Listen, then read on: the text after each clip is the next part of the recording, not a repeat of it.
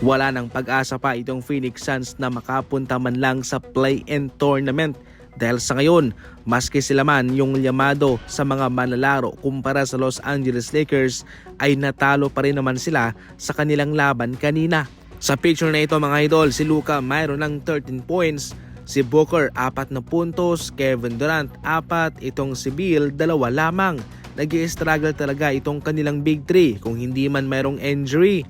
Inconsistent naman sila sa kanilang mga produksyon. Pumalpak talaga si Kevin Durant sa pagsama niya sa Phoenix Suns at ngayon nga ay hindi pa siya komportable sa coach nilang si Coach Mike Budenholzer. Nasa ngayon nga ay nagsigawan sila sa bangko mga idol. Dapat talaga mayroong respeto sa isa't isa, hindi lang sa coach maging sa mga manlalaro at syempre vice versa maging sa mga coach din.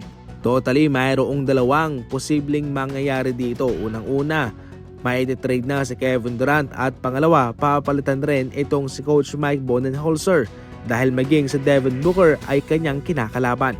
Para sa Los Angeles Lakers, kanilang natapos na ang kanilang 7-game winning streak mga idol at ngayon mataas rin ang posibilidad na sila ay makabalik sa pangalawang posisyon. Pinangunahan ni Luka ang Lakers na mayroong 33 points, 11 rebounds and 8 assists. Samantalang si Reeves 28 points, 6 assists and 4 rebounds. Sa ibang balita, questionable si Stephen Curry sa kanilang laban kontra Denver Nuggets dahil sa pananakit sa bandang ibaba sa kanyang likod. Ayon pa mismo sa impormasyon, gumagamit na ng mga heat pack itong Stephen Curry sa kanilang mga nagdaang laban. Mabigat ang susunod na mga laban ng Golden State, yung Nuggets at yung susunod ay yung Milwaukee Bucks naman. Gayunpaman, questionable lang siya, hindi pa kinumpirma.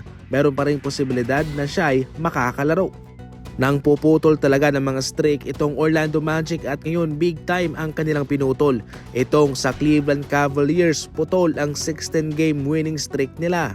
Pinangunahan ni Banchero ang Magic na mayroong 24 points, 11 rebounds, 7 assists, Wagner 22 points, Black 17 points, Mitchell para sa Cavs 23, Allen 20, Garland 19 points. Pantay lamang ang labanan sa pagitan ng Dallas Mavericks at ng Sixers dahil sila'y parehong tinatadtad ng injury. Gayunpaman, pinangunahan pa rin ni Quentin Grimes itong kanyang bagong team na Sixers para talunin ang kanyang former team. Imagine mga idol, kabilang ito sa mga trade ni Nico Harrison sa trade deadline itong si Quentin Grimes.